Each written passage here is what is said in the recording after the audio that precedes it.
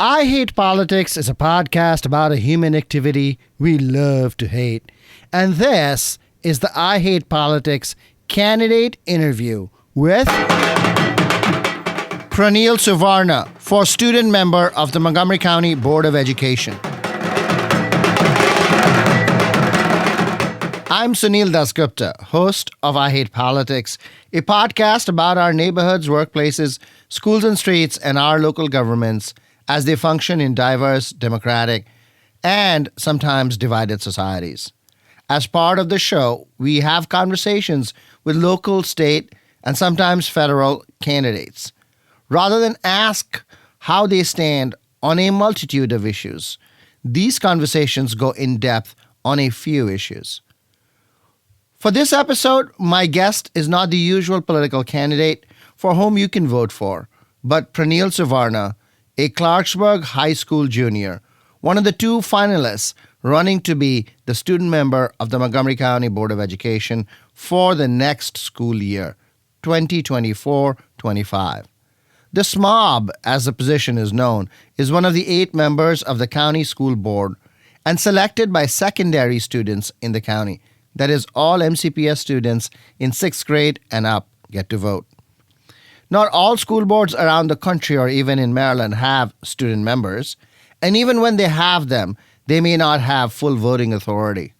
In Montgomery County, they are co-equal with other regularly elected school board members, except they cannot vote on personnel matters.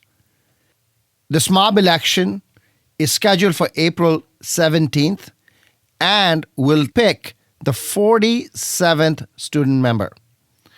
Suvarna's opponent is Blair High School junior Samantha Ross, whose interview you can find in the accompanying episode.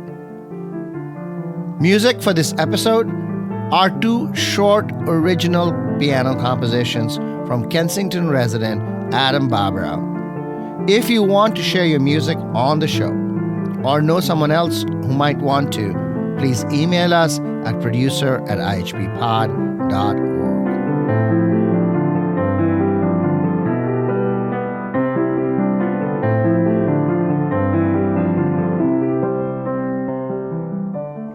Praneel Suvarna, welcome to I Hate Politics. Yeah, I hate being here. I am glad you're in the spirit of things here. Which school do you go to in MCPS? How long have you been, in that cluster? Got you. Yeah. So I currently go to Clarksburg High School. I'm a junior there. Alongside that, I'm also a dual enrolled student at Montgomery College. And I take some virtual courses there. Past that, I've been to 5 different MCPS schools throughout my career. So that's elementary, middle, and high schools. A couple magnet programs, but definitely been up and down the county. What do you think this year's SMOB race is about? I think the number one thing is this year more so than ever is communication, right? Communication, transparency, being able to talk to students, and really make sure that they understand what's happening within MCPS, right? I know recently, we've had some issues with transparency within culture at MCPS, when we're talking about with the superintendent, the entire Beetleman saga of things had to come out through a Washington Post expose. I think it's important that students know, there's someone on that board who relates to you, who understands what you're going through, who understands some of the confusion that you're going through, and is ready to come back and, give you the information that you guys need and really listen to you guys and take your voices into consideration. Do you think the Beetleman scandal in particular was a failure of communication or a failure of policy? I think it was a failure of both. I think it was a failure of communication because when we're talking about the policies that are going into this, there should have been communication back to these teachers saying, hey, your reports are being acted on, right? And there was not that 2-way communication. Now that kind of thing that you just said is important to parents such as me. But are students demanding that? I mean, what are students saying? Because fundamentally, you're supposed to represent that group, right? Well, I think students are very diverse and as like a population, right? Like no two students are going to be able to give you like this same exact answer, the same exact questions, which is why it's like so important to like do things like school visits and really connecting with the students. But a vast majority of students throughout my campaign, like during this entire sort of situation as it unfolded, would text me about it, and they'd be like, "Hey, do you know what's happening within MCPS? Like, I'm like it's kind of scary to see like that my principal, future like former Farquhar principal, is like who is going to be my principal, like has like sexual assault allegations on him." And that was scary to students on that side of it. Like, and then I would hear stories back from students about things like, like, oh, back when he was at Farquhar, like he would be making inappropriate jokes to students. And, that's not okay. But I think from the student side of it, yeah, it is an issue, right? It's like, it might not be like the number one thing on students' minds, but it is something that, a lot of students come back to about it. So, what is the number one thing on the minds of students from your point of view? Sort of a hard question to answer because every student will give you a different answer based on where they are. I think across the board, a lot of students want to see, transparency, communication, which is something I talked about, but also, safety policies within MCPS, right? When we're having, I know at Clarksburg, just this past Friday, we had 5 school safety incidents, right? So 5 fights happened one day. And then we're coming back to 2 fights this Monday. Like that's kind of scary. And it's also like not just the internal stuff, but also the external stuff too. When we're talking about like bomb threats being levied, and then other students, breaking into other students' schools, not breaking in, like I'm using that term loosely in terms of like coming into other students' schools, and that poses an issue too. Let's talk a little bit about the fights, because I think that is a really big issue. So students fight, right? We know that. They used to fight when I was in school, and they fight now that you're in school, right? But there's a sort of some amount of this kind of bad behavior that goes on. But you seemed concerned, and students are concerned that this is really striking now. So is it your understanding that there are too many fights now, that the number of fights have gone up, the scope of the fights are up? And why do you think that's the case? I would say in terms of like scope of the fights, there's like 2 different types of fights that we're talking about. We're talking about like interpersonal fights, like within students, like just at regular school. And we can talk about, fights when we're talking about like athletic fights too, right? We're talking about like, Gaithersburg and I think it was Northwest, their football fight. There was a Kennedy RM, like bench clearing, brawl on the basketball side of things too. So I think that comes from like, lack of, like, number one, I think it comes from like, students not being able to see other students' perspectives, right? Like in terms of like, students just not wanting to listen to one another long enough to really hear what one another is saying. In your mind, is it worse now? I'd say in my mind, it is worse now. And maybe it's worse because I'm I hear about all these incidents just as a virtue of like the position I'm running for. But I would say it's also worse because of the fact that, I would have to say it's worse because like I don't have like a lot of things to compare it to, right? When we're talking about, I don't have like a really wide scope in terms of like before. Why do you think it's happening? What is your theory of that? Yeah, so I think the theory is number one, right? Number one, I think is like lack of consequences in a sense. I think when we're talking about restorative justice practices within MCPS, they're supposed to be a good thing, right? It's supposed to teach students not to do something, but the way they're currently being utilized is not having the effect that MCPS intends to have, right? So I think a solution to that would be, implementation of greater restorative justice specialists across all middle and high schools, right? So when we're talking about these issues, right, making sure that there's someone in place to say, hey, like, can we actually mediate this out the right way, like the way it's supposed to be mediated out, versus like, some not fully understanding the process and, doing it that way, but also coming back and saying, like school counselors, school psychologists, and talking to students and saying, hey, like, is there something going on at home? Like, is there another reason that like you're taking your anger out on these other students? And I think that's important too, because I think we've also seen mental health incidents rise up like post-COVID. Going back to the restorative justice piece, is your understanding of the problem that the people that are currently engaged in providing restorative justice are not adequately trained, or they're not enough of them? What do you think is going on? I would not say not adequately trained. I would say have a lot on their plate, right? In terms of like, you can't dedicate specific amount of your time to restorative justice when you're also dealing with administrative work, counselor work, like other things like that, Okay. which is why I think is part of the problem. So then that kind of leads into the second part of the question, which is, I think we do need to have more restorative justice specialists. Where are you going to find all these people? Even if you can find the money to pay them. I mean, that's another. Yeah, that I know the budget is definitely a big issue, right?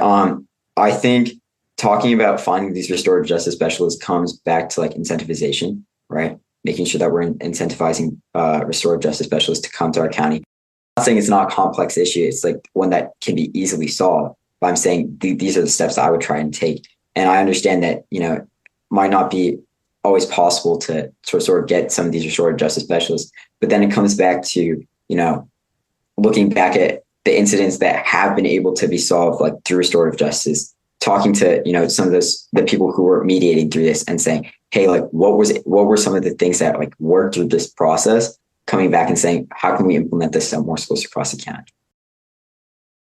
You spoke about not having consequences, and that's sort of a reason why some of these fights happen. What consequences would you like to see? So I think when we're talking about consequences, I don't mean like, put students in detention, because that doesn't always work, right? But what I do mean is making sure that there's a level of like I think teachers have been, sort of been stripped of more and more power. What power would you like teachers to have so they are better able to control these fights? So then when we're talking about like, the issue of like fights, a lot of times it happens like, within passing periods, or where students are not where they're supposed to be, right? So that's also a root cause of this problem. So when we're talking about students not being in class, right, a member of security will often come by and say, hey, like, you're not in class, get to where you need to be. But does that always work? No. So what we need to do is make sure that there's like, better policies in place to say, hey, like, why are the students not where they need to be? How do we get the students to where they need to be? So it's also addressing that issue from its root, which is why I'm saying, making sure that there's discipline there and consequences there, right? I think consequence is not exactly the right word to use in that situation. I'd say discipline and being able to, like, the authority to get students back to class. Is not to say that MCPS doesn't have policies in place to sort of authorize that sort of discipline, but they just haven't been utilized, right? That's interesting. Why do you think that is the case? Okay, because I'll say that's the case because post-COVID, right? When we're looking at things like the 50% rule, right? I mean, this is kind of slightly off topic, right? Well, the 50% rule is now gone, right?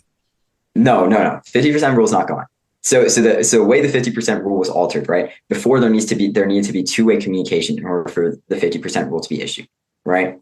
Now it's said that, and that's for like, that's talking about giving a zero, right? So there needs to be two-way communication between, so teacher needed to contact the parent and the parent needed to communicate back in order for a zero to be issued, right? Now that two-way communication is gone. It only needs to be one-way communication for that zero to be issued. And that zero is only to be issued on missing work. So the 50% rule was never designed to be something where, hey, like, a student doesn't submit an assignment, they get 50%.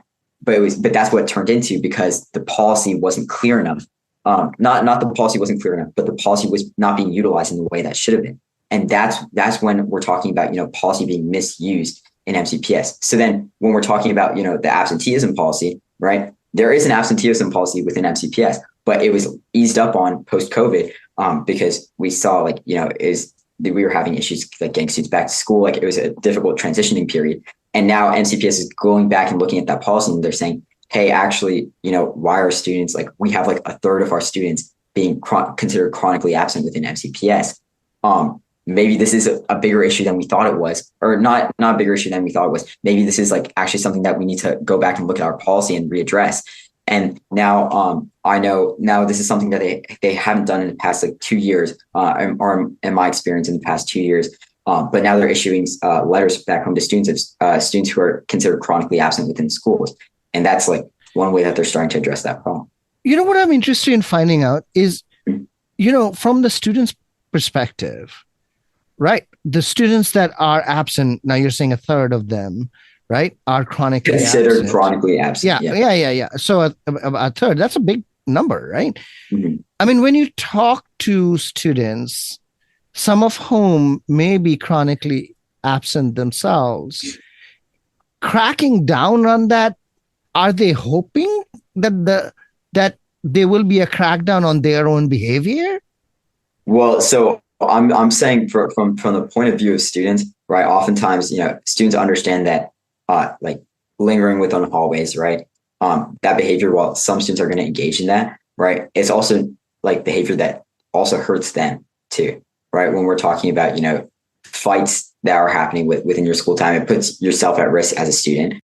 Some of the policies that I'm talking about are not going to be appealing to every single student within MCPS. Because if you try to make a policy that's, appealing to every single student within MCPS, you're never going to get to the root of any real policy issues. And I think as a representative of students, right, you need to like pick and choose the battles that you're going to fight. Like I don't want to make my entire campaign about fluff, right? Things that are not going to be, actually helpful or impactful to students, which is why, I'm willing to talk about some of these like tougher issues and understand, some students are not going to entirely like that, but it's also, in the long run, this is going to be better for the students. And understand that I will be able to communicate to the students that, even if they're not like the most like understanding of like, oh, like I like to wander in the halls, right? Like coming back to them and saying, hey, well, maybe there are some other things that you guys can do that are better use of your time within the school day. And some other things that, you might actually enjoy more than wandering in the halls during the school day. Well, one thing you could do is to make what's going on in class more interesting. Okay, so then now you're getting to some of my policy points. Now this is my turf. But what I'll say is when we're talking about chronic absenteeism as a root cause of the problem, I think it is important to consider the different facets of the problem, right? When we're talking about number one, students who just don't want to go to class, right? So that's making sure that we have access to more diverse course offerings, right? Courses that are actually interesting to students. We recently introduced like AP African American history into schools, right? And then there's a push at the statewide level for Asian American history, right? So diverse courses that apply like practical skills too, right? So like CTE courses as well. What is it from your perspective that students want that is not already there? Increasing access to extracurriculars too, right? So I know I talked about it a little bit earlier in my bio, but I'm involved in a lot of extracurriculars at Clarksburg, right? And when you look at the rates of like, let's say, for example, like a student athlete during season versus out of season, right? And we're talking about attendance rates, those attendance rates go up dramatically because they now have an incentive to stay in class, which is, you don't go to class, you don't get to play in your games. And it's also like when we're talking about other extracurriculars, we can look at that data too, and we can see, hey, like students who are involved, like heavily involved in extracurriculars, like theater, for example, also see higher rates of attendance because they have reason to want to be in class, be in school. So I think the way I would do this is through club specialists at middle and high schools across the county, right? Someone that you can go to and say, that will help publicize some of these clubs, publicize the involvement in clubs, better club fairs, right? When we're talking about, incoming students to get them involved in clubs. And so that was all talking about students who just don't want to go to class, right? Who are not motivated to go to class, right? When we're talking about students who have to work, right? Who are working, basically equivalent of full-time jobs while still going to school, I think it's important that MCPS rises to meet their standard. I have a friend right now who's in an apprenticeship program. So they work in central office, right? But it's not just applicable to central office jobs, right? It can be at jobs across the county, but it's where you can work, you can get paid for the work that you do, but you can also come back and you can get course credit, high school course credit for that work too, which is really, really important when we're talking about, students who are skipping class. Now they're going to class, they're going to work, and they're also getting that course credit as well. And then coming back and saying, hey, like, is this a helpful program? Publicizing that program. So things like that is important. And then coming back and looking at the other opportunities, because I take virtual classes at MC, right? So a lot of my classes are asynchronous virtual classes. And that's really helpful to me because I'm able to focus my time where it needs to go in order to, do some of the other things I want to do. And, for students, that asynchronous class schedule might be, more helpful in terms of like managing like something like work. And MCPS has started this through the implementation of the virtual academy, right? Which has a long waiting list, right? I've heard personally from students who have said, like they've been waiting for like months to get off that waiting list onto the virtual academy, into the virtual academy. MCPS Board of Education just was looking at closing down possibly the virtual academy. The numbers are actually down significantly to almost 900 now. They used to be 2,000 in the past. Well, I think when we're talking about, a post-COVID rush of students who wanted to stay in that, virtual setting, that is definitely something that, occurred as COVID eased up. Like that is something that, didn't occur as much. But I think it's also about, publication of the opportunities. I think it comes back to communication, talking to students and saying, hey, like if like me reaching out to some of these chronically absent students and saying, hey, like, is this something that you would be interested in? Is this something that we can look in? And also pairing that with, better check-ins too, right? Because we don't want to just, send students home with a computer and say, hey, do this work, but also come back and check on them and say, hey, is this working? Like, what can we do to make this better? And that constant two-way communication is important. I want to talk about something specific around safety that you had not brought up, which is bullying and harassment and all of those. Mm-hmm. Do you hear anything about that? I think that is something that is, more common in MCPS, especially with the, social media being a thing, being real. I think it's important to make sure that, these bullying and harassment complaints are being taken seriously, looking at that as in terms of policy. But I also want to say, currently I'm on a committee, the Anti-Hate Bias Committee. Not committee, sorry, it's an Anti-Hate Bias project, right? So that the idea is to create, is run by students and to have students from across the county, talk about some of the hate and bullying that's happening within MCPS, and then connect back to students and say, hey, like how, like what you're doing is not okay. And a lot of this stuff is, ended up targeting, like at the root of its problem at like middle schoolers, because I actually, I'll give you one more thing and I'll let you talk, right? I went to Cabin John the other day, right? And so through 8th and 7th grade lunch, I was visiting. And then during 6th grade lunch, the assistant principal came on and he sort of made an announcement talking about some of the bullying that was happening at the 6th grade level, right? And, when we're talking about middle schoolers doing some of these acts, right? I think it's important that we're starting the education young, talking about, how like this bullying actually affects someone, right? Because a lot of the times, coming from personal color, right? When someone would say like, oh, your food like is like stinky or something like that, it's not something I would react to immediately, right? But it's something that did affect me. So coming back to students and saying like, hey, like this actually does affect a student is important to, address that problem from that side, but also coming back on the reporting side and saying like, hey, like when you addressed and reported this sign of bullying, was it actually acted on? Or was it something where you just reported it and it went into nothingness? Are students saying that their reports are being taken seriously? Are they saying that, or are they saying, no, my reports are not being taken seriously? So, I mean, I only have anecdotal experience, right? Because from talking to students, but I have had students come up to me and say, I reported this incident of bullying and harassment, and it was not something that was, taken seriously. It was not something that was acted on within the schools. And I think, when we're talking about, other reporting procedures in MCPS, I'm not surprised, right? I'm not surprised that that's the case.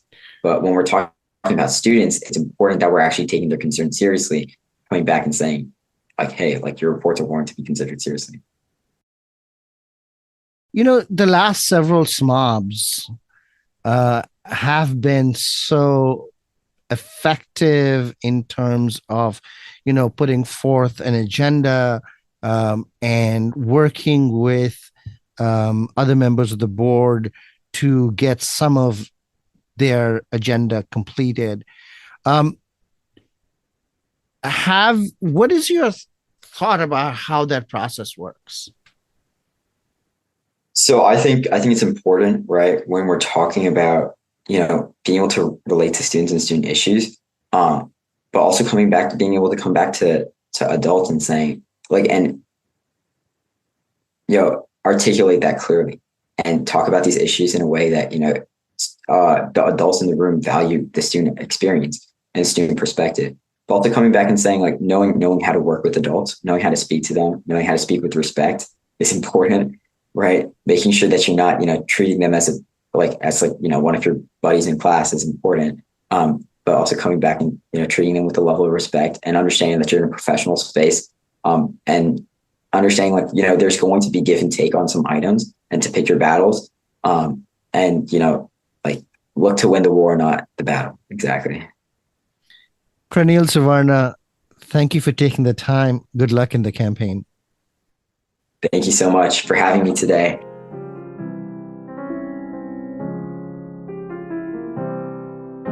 That's Clarksburg High School junior Praneel Suvarna, one of the two finalists running to be the student member of the Montgomery County Board of Education.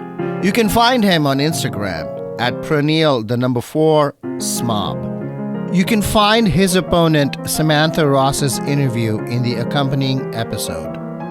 If you have secondary school students eligible to vote for the SMOB position, please share the interviews with them. Music for this episode comes from Kensington resident Adam Bobrow. If you want to share your music on the show or know someone else who might want to, please email us at producer@ihbpod.org. I hope you'll listen, like, and share the show as we bring you stories about politics close to you and to your home. See you next time.